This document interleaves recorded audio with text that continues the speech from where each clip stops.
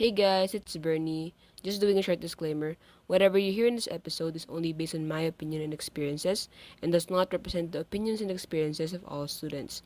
Thank you. What is up, guys? Ang ating malupitang intro, guys. So, kamusta kayo, guys? I miss you all. Kanina pa ako nagre-rehearse.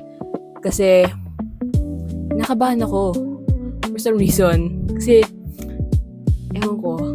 Kasi this is a very special topic and natatakot lang ako. Baka anong masabi ko na, na hindi dapat sabihin. And, ayun, grabe. I miss talking in front of the camera. So, medyo matagal-tagal din tayo hindi nakapag-vlog, guys. Last episode ko pala was, I interviewed the Mashans then. So, we went around the campus, interviewed different colleges, asked their study routines, and just to also reflect on it a bit. It was really a leap of faith, pero I'm proud to say na siguro isa sa mga favorite content ko in my study series. I guess, guys, by now, kabisado niyo itong setup na to, guys. We have the iconic table. We have the iconic orange lights. We have this iconic background. We have this iconic look. Diba? Lagi ako naka-hoodie, except for my last study tip video, hindi naka-hoodie nun. Pero guys, naka-hoodie ako this time. And bagong ligo din ako, guys, as you can see. Diba? Huwag ko yung mga, guys, mga thumbnail. Lagi akong fresh. Diba? Ang feeling. But anyways, guys, we're back with another How I Study episode. So, this one is going to be very special kasi it's also related to what I have been doing for the past few months. I've been preparing, studying, reviewing for the CISA examination. And, guys, pasado ako. Diba? So, ayun, I'm here to share my CISA exam journey. Before I share my tips, guys, I would like to briefly explain kung ano ba yung CISA examination or ano yung CISA. Kasi it's not popular yet compared to accountancy mismo, compared to engineering, the usual courses. So, ano nga ba yung CISA, guys? So, we'll talk about the Certified Information Systems Auditor. Anong ginagawa namin, guys? So, basically, guys, from the word itself, information system, it's a technical role. But not as technical as you think. So, kami yung nag-check, kami yung nag-audit ng mga information systems. We evaluate this internal controls, as we look for mga holes, may deficiency. For example, may mga fraud activities na nagbabypass kasi kulang yung protection na nakalagay. Right? So, we assess yung risk. So, ibig sabihin nun, guys, kami yung check ng mga controls na ini-input ni IT, kung tama ba yung mga settings. We ensure na, for example, may settings dito na suspicious, bakit siya naka-default, or pag sa mga access control, bakit naka-public yung file, yung mga passwords, di ba bakit siya naka-shared, pag yung mga, for example, may mga administrator accounts, bakit pati employees, regular employees, merong access. So, ano meaning nun? Ang dami ko na sinabi. So, basically, guys, to simply put it, hindi kami yung gumagawa ng systems, di ba? That's for the IT. Yung mga systems engineer, architect, developers, yan. Sila yung gumagawa ng mga websites. So, hindi CISA yun. For example, when you open an online banking application, you have these fields, di ba? Hindi kami gumagawa nun. Okay? Kami lang nag-check ng information na ini-input doon. For example, okay, to break it down, let's go with the CIA, with the triad. So, confidentiality. Paano namin chine-check yung confidentiality ng data? When you speak about confidentiality, ito yung privacy, di ba? Na hindi siya accessible to anyone. So, you could talk about passwords, right? You could talk about access controls. So, naka-limit lang ba yung access to certain people? Di ba? You also have encryption. So, encryption, guys, is when the data is converted into a non-readable format. So, hindi mo siya mababasa. Basically, it's hiding the data. And, yun. That's what we mean when we talk about confidentiality. So, we go to integrity. Integrity is basically, you ensure your data is clean, di ba? Free of errors, reliable, hindi siya nabago without your consent, 'di ba? Kumbaga wala tayong unauthorized modification na tinatawag. Ito yung mga data na pinapasok mo sa system before they even enter. You filter them out. You ensure na walang mga duplicated data. For example, mobile banking application. You transfer money. Tapos, na-surpass mo yung limit. Mag-e-error siya, guys. So, may mga ganun. Ang tawag doon naman limit check, guys. So, meron din tayo tinatawag na mga valid checks where may column tayo. Tapos, ang pwede lang dun is mga dates. Basta mga numbers. Tapos, ang linagay mo, name ng tao. Tapos, mag-error siya. So, hindi siya valid. It's about the data itself. We have the availability. Diba? You can talk about access. You can talk about redundancy. We can talk about it in terms of backups. For example, na-corrupt yung data or let's say ransomware, guys. Ransomware is kapag na-encrypt yung data mo, it means it was converted into a format you can't read. So, hindi mo siya magamit. Tapos, yun yung ginawa ng attackers. Tapos, kailangan mo siyang bayaran, di ba? Nangihingi ng ransom or financial incentive to mga attackers for them to decrypt it. Kaya lang, wala kasing guarantee yun, guys, doon. That's why we have these backups, di ba? Para kahit mangyari yon, we can restore our business back to its normal operations. Yun yung purpose din ng internal controls eh. It's for those. It's for the confidentiality, integrity, and availability of data. And if you're about to study AIS, dito iikot basically yung course. Pero if you're a senior right now, then hello. Kamusta, guys? And ayun, I hope you did well with your IRC classes. So guys, before we start, medyo may iba lang sa setup natin today. I have a mic, guys. Hello! And may laptop din tayo right now, guys. Kasi hindi ko na kaya, guys, mag-sponty. Legit. Kasi ito, guys, medyo importante yung mga sasabihin ko dito. Tapos, baka kasi hindi ko siya matandaan lahat. Q&A format tayo. So, let's start. Okay. What was life like after IRC? So, obviously, guys, let's go back to the time na napasa ko yung IRC. It's very fulfilling kasi kumbaga lahat ng hard work mo nag-pay off, di ba? Usually, around this time talaga mo nalalaman mo kung nag-graduate ka na.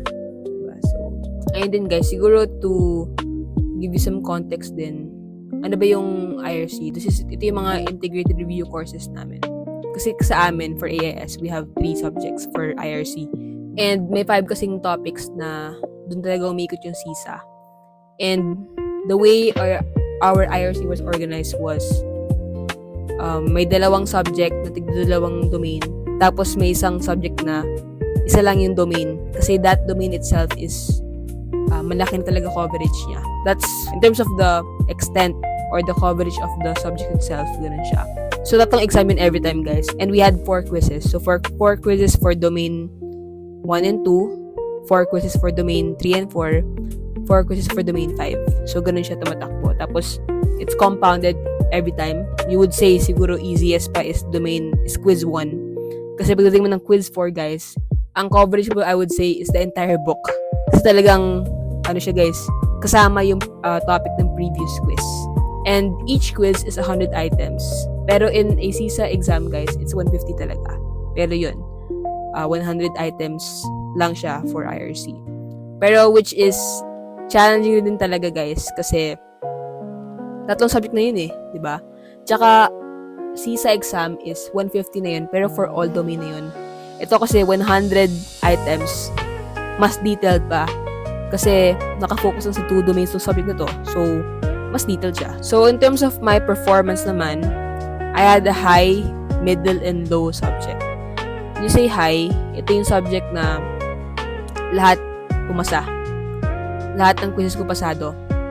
Meron akong low subject naman na okay naman. Pumapasa naman siya. May hindi pasado, pero mga pasang away yung grade. Ganun. Pero, pasado. That's what matters. Pasado yung grade. Pero, hindi lang ako ganun nag-excel compared sa 2 subject. So, yung middle ko naman is slightly higher than the lower one. Kaya nga siya middle. And may hindi rin akong pasado na subject. Pasado na quiz. So, ayun. Kaya siya middle. Given that, guys, you would say na mix talaga yung status ng subjects ko. So, ang naging mindset ko for this was, ayun nga, exert more effort dun sa medyo ang alanganin na subject without compromising yung status, di ba, ng dalawang subject. Kasi, kahit ano naman dun, guys, di ba, kahit mag-focus ako sa pagpapataas tong dalawa, kung bagsak naman yung isa, wala din. Right? So, I'd also like to say na hindi end of the world pag hindi ka pumapasa. Kasi pwede siya mabawi. Pero, not all the time. It really depends on the context. It depends sa score mo. So, I can't really vouch, guys, for 60 or 50s. Pero, for sure, doable if you stay above 70. Aim about 70 or up. Hindi ko naman sasabi mo 70 ka all throughout kasi 75 pa rin, right? So, ayun, diba, just because you got 71, 70, doesn't mean na hindi mo na siya babawi. Kaya yan. Diba? Kaya yan, guys. So, ayun. That's my thoughts on that. And, so that was IRC. So, ang question was, what was life like after IRC? To be honest, guys, sa utak ko, akala ko it was gonna be all figured out. Akala ko, I knew what to do. Like, parang detailed. I had a detailed action plan. Turns out, sa utak ko lang pala yun. And, when you would ask me last year, ang sabihin ko lang talaga is, magbabasa-basa ako. Anong babasahin mo? How many hours? Paano mo hatiin? Turns out, wala akong plano, guys. Like, wala akong clear action plan. So, hindi ko alam kung ano pa-prioritize ko. Hindi ko alam kung anong unahin ko, di ba? Hindi ko alam kung anong klaseng mode of learning gagawin ko. Manunod ba ako ng lectures? Do I go to test banks? Do I use flashcards? Do I use summaries? Right? So, hindi ko alam. And that's why nag-enroll ako sa review school. So, yun yung reasoning ko talaga. Kasi, ayun nga, sino ba ako para mag-decide kung anong lalabas sa exam? Diba? And, it won't do me any harm na mag-review school. I would gain more knowledge, to be honest. So, ayun nga, so ba't ba ako nag-review school? So, number 1 yun. Diba? Kailangan ko ng guidance. I need assurance. Kasi, I had fellow ates and kuyas na nag-review school and proven tested naman siya, guys. Pumasa sila. Ito, guys, unexpected to na kailangan ko pala ng community. Diba? This was a realization in the middle of reviewing na you won't be motivated all the time. And meron kasi kaming GC na create. Meron silang GC na create. Tapos, may certain times that they would post questions. Tapos, mag-react ka lang. Ganon. You become more inspired. Kasi, you have people with the same goal din. Now, what was my priority approaching my months of review? It was all about focusing on my weakest domain. Ito then, guys, another thing I want to emphasize during RRC is you all have different weaknesses, okay? Ako, guys, especially for me, may certain domain ako na I wasn't excelling at. Tapos, yun yung majority ng klase ko pumapasa. Kung ano naman yung subject na medyo mababa yung passing rate, dun ako pumapasa. Which was, okay, sure, it's impressive. Pero if you look at the bigger picture, guys, yung domain na yun that I wasn't excelling at masyado, majority na questions is manggagaling sa domain na yun. So, what am I doing? Diba? Ayun. So, number 1 is mag-focus sa weakest domain. Number 2 is, overall, may mga concepts akong hindi naintindihan. So, I really focus on concepts. Concept talaga. And when I talk about this, I talk about analogies. So, for example, COBIT tsaka COSA framework. So, hindi ko sila masyadong gets. So, I would generate reports. Can you give an example in real life? It's more about really having a gist of it, being able to explain it to a toddler.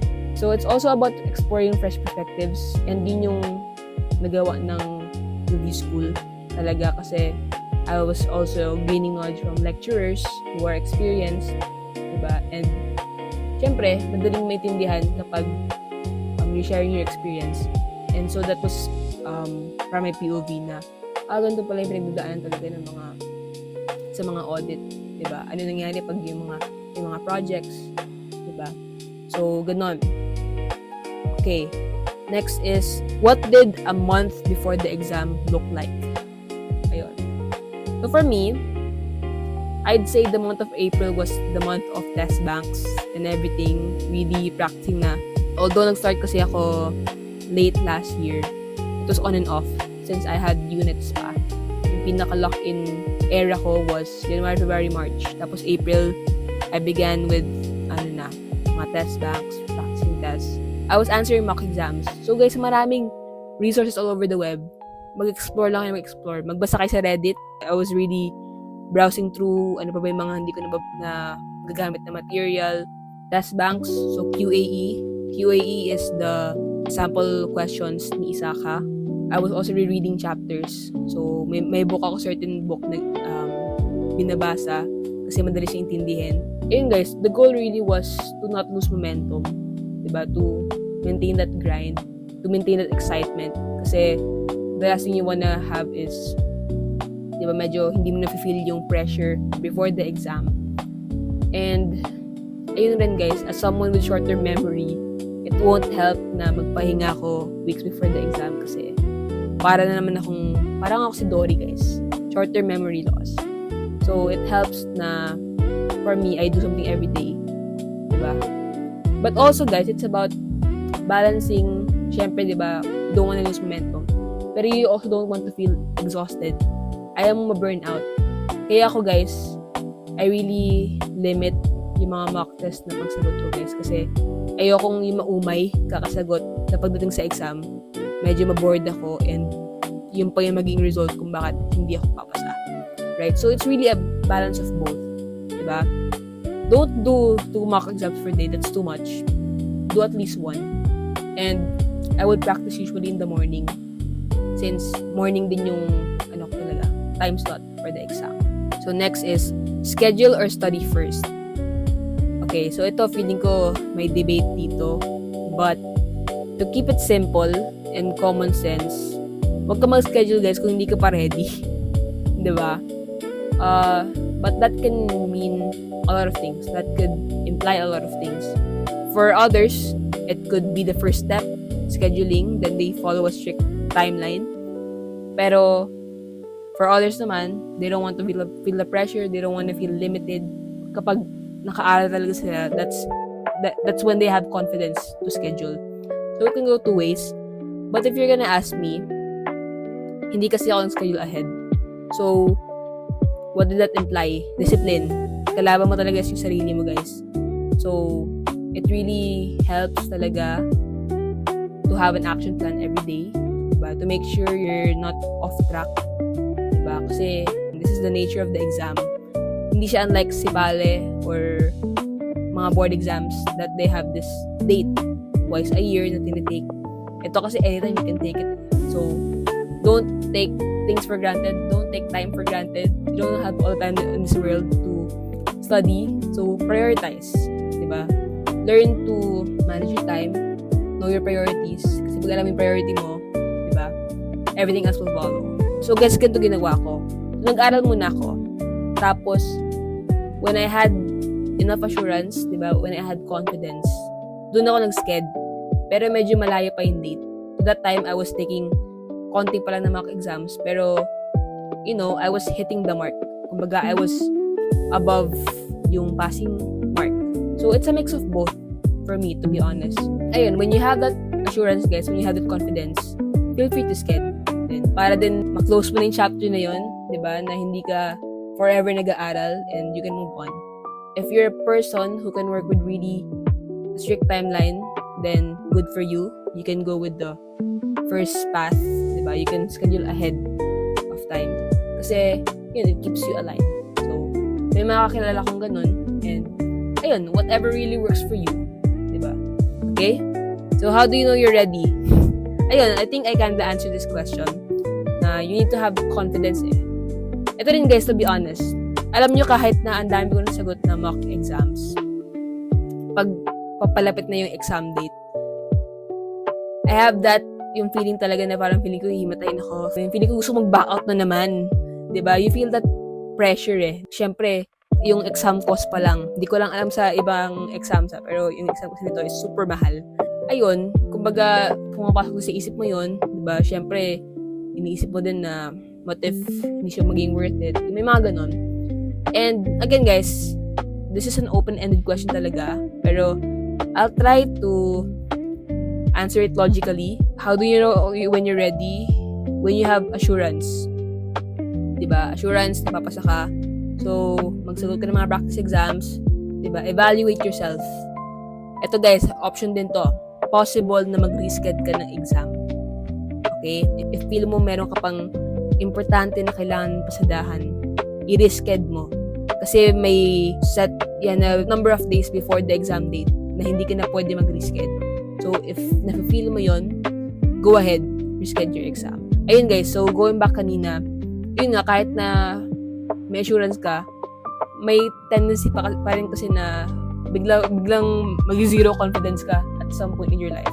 Guys, feeling ko batak ako dito eh. Legit, feeling ko batak ako dito. Pag ganun guys, I go out, diba? I take a breath of fresh air. I eat ice cream. Eat your comfort food, guys. Relax, diba? Call your loved ones. Open up to them kung ano feel mo. Tapos, they can give you advice, diba? Na they can help you calm down. They can help you relax. Na they can give you assurance na everything will be okay. Mga ganon. So sometimes you just gotta step back. You know, you don't have to be in your A game all the time, guys. Remember that. Rest is part of the process. Okay? So lastly, what are your tips? So, I'm going to give various tips, guys. And itong tips na to, they tackle different aspects of your review journey. Yan, just to make it more well-rounded. So, technology-wise, guys, I use Notebook LM. So, if hindi kayo familiar, it's a tool in the Google Workspace that serves as your research assistant, I would say. Ganun siya in-introduce ni Google eh. And I started using it last year. Almost a year na akong gumagamit nun, guys. Yung Notebook LM, guys, is na-discover ko siya by accident. It's because ganito yun, guys. I was trying to solve an inefficiency. Okay? So, one day, yun nga, I was browsing through the review manual. I was highlighting. And guys, if alam niyo yung review manual ng CISA, 'di ba? Dalawang sides. 'Di ba? So kaya ang plentiful talaga ng text per page kasi nga side by side talaga yung the layout of the text. Kaya doble-doble yung highlight mo. Tapos guys, ang dami ko na nagawa. Tapos biglang I forgot kung biglang nag-shutdown yung laptop ko or nagloko yung Adobe. I was using this software, Adobe Acrobat. Yun, Reader.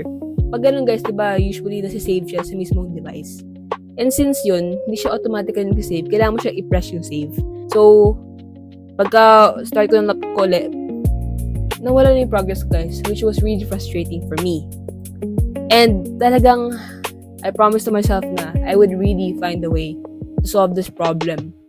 And so, napadpad na lang ako dito guys. I think I was searching, finding some stuff. Actually, Notion din ata, napunta ako sa Notion. Pero, ayun, napunta ako dito. Yun, doon ko na-discover na pwede ka mag-upload ng mga documents, mga PDFs. Diba? Tapos, pwede mo siyang gawing mga gawa ng summary. Pero kasi that time guys, yung learning mode pa that time is, ngayon kasi pwede ka na magpa-generate ng mga videos, mga presentations, mga slides, mga flashcards, mga quizzes, podcasts. Dati guys, kasi, hindi ko kasi matandaan kung may podcast sa dati. Pero ang uso dati is may mga mind maps, reports, yung mga ganun, puro summary. Kaya yun yung ginagamit ko talaga for the analysis guys. Doon ako. Pero ngayon guys, more on mga videos, quizzes na. Kasi, kaka-add lang niya. Like, mas recent siya. Kasi dun sa iba last year na limited talaga yung functionality guys. So, ayun. So, lifesaver siya guys. I wouldn't be able to imagine my journey without it. So, ito siguro isa sa mga one of my greatest tips. use Notebook LM, guys. Hindi kayo magsisisi. Number 2 is have a playlist. To preference naman to, guys. Pwede namang if you don't really work with music that well, then don't bother doing this at all. Pero ako, guys, diba, it's important to feel motivated. So, meron talaga akong playlist na pang main character energy. Trust me, guys, minsan in the middle of the night, pag nakakatulog na ako mga 2 a.m. ganun. Pag nagpapatugtog ako ng mga pang main character energy, guys, nagigising talaga ako. Trust me, guys. It's really a coping mechanism, diba? Kasi kapag gusto mo na matulog, matutulog ka. Diba? You have to discipline yourself. So, having a playlist is helpful. So, whether this is opera music, diba, rock music, hindi ko alam, OPM music, anything na kaya nyong pakinggan habang nag-browse kayo. Yon. So, for me, it was mga old music na chill lang, like mga, ano ba? Like mga Queen. Chill lang, pero Queen. Ayun, yung mga Bee Gees, diba? So, next tip is, ito guys, tip to before the exam. The last thing you need, or the last thing you want is hinihingal ka bago mag-exam, guys. So, recommended that you come early. I came early, mga 1 hour before exam. Although, most of the time naman, medyo smooth yung ride. Doon sa mismong area, yung mga buildings na mismo, near the testing center, talaga may traffic eh. I believe we were 5 or 6 minutes late. So, mga 7:05, 7:06 kami dumating. Ayun, magbasa kayo konti, pero yung wag naman yung super ma-overwhelm kayo. Ayun, in terms of the topic, perspective ng IT auditor, it's important. You know how they think. You know yung priorities nila. You know na hindi sila dapat nag-i-implement ng internal controls. You know na taga-check lang sila, taga-document. Hindi sila basta-basta nag-escalate ng risk. Hindi sila basta-basta nagre-report sa mga law enforcements, or hindi sila basta-basta nag-exclude ng mga findings just because they want to. You have to remember yung responsibility nila, where their authorities lie. Ano lang yung pwede nila gawin?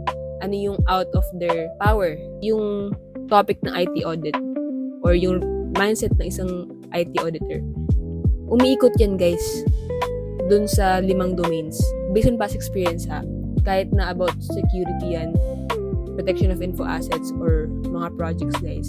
Meron at meron na lalabas na an IT audit is reviewing ganto-ganto. Diba? So, kahit iba yung domain, kahit na may separate domain yung IT audit mismo, nai-insert pa rin yung fact na may IT auditor involved sa question. So, kapag hindi mo alam paano sila nag-iisip, may hirapan ka. Kasi yun yung pinaka-hard talaga, diba? Yun yung pinaka-purpose ng exam, diba? Certified Information Systems Auditor, right? So definitely, guys, huwag kayo magulat na puro perspective ng IT auditor yung tinatanong. So for my last tip, siguro kung pipili ako ng 2 na best tips ko out of everything that I said, yung Notebook LM, tsaka ito, yung QAE. So what about the QAE, guys? So let me tell you na after ko mag-exam, wala akong na-encounter na word per word exact copy ng application na question from the QAE. Kahit yung pinakadulong, di ba, super daming tanong sa QAE, guys. Except for, siguro, yung mga straightforward na tanong. Pero kasi hindi ko rin ma-pinpoint kung saan ko nabasa yon. So, hindi ko siya mag-guarantee kung galing sa QAE. Ang mga nakita ko lang dun is yung mga greatest concern, yung mga ganun, greatest risk. Yon, guys. Definitely, makikita mo yun sa exam. Pero yung mismong copy nung tanong, wala. Based on my experience. Okay, I'm not saying na wala na experience yung iba.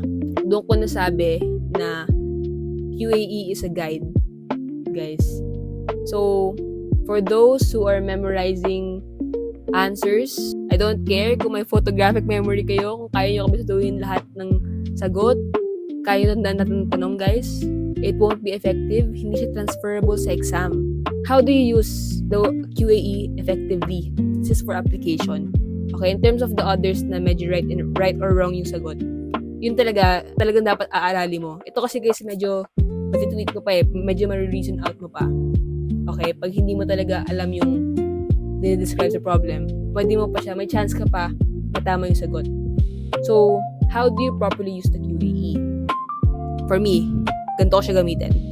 So, normally, pag yung mga tanong is usually, pag mga application is usually, ang tinatanong is yung mga risk, di ba?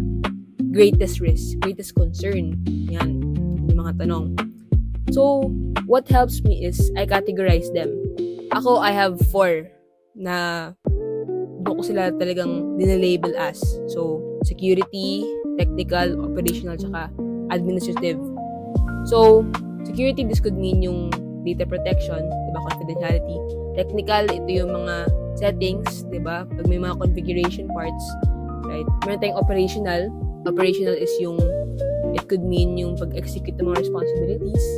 It could mean yung mga segregation of duties, diba, may mga conflict of interest. Administrative, ito yung mga paperwork about documented procedures. Pwedeng governance issue, diba? As you can see guys, lahat to, iba-iba, lahat sila nagmamatter. Pero depending sa problem, only one of them will matter. And kapag hindi mo siya inalam guys, ganito ka mag-iisip kapag exam, kapag hindi mo siya kinategorize. So, A. Uy, pwede itong A. Tapos nakakita mo yung D. Ba't ganun yung D? Parang pareho sa A. Tapos nakita mo yung B. Wait, feeling ko B yung sagot. Pero parehas lang sila C eh. Paikot-ikot ka guys, napansin mo, paikot-ikot ka.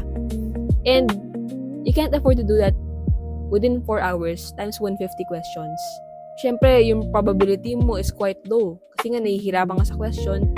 Parang yung boundaries, yung differences ng bawat sagot is blurry. You can't see it.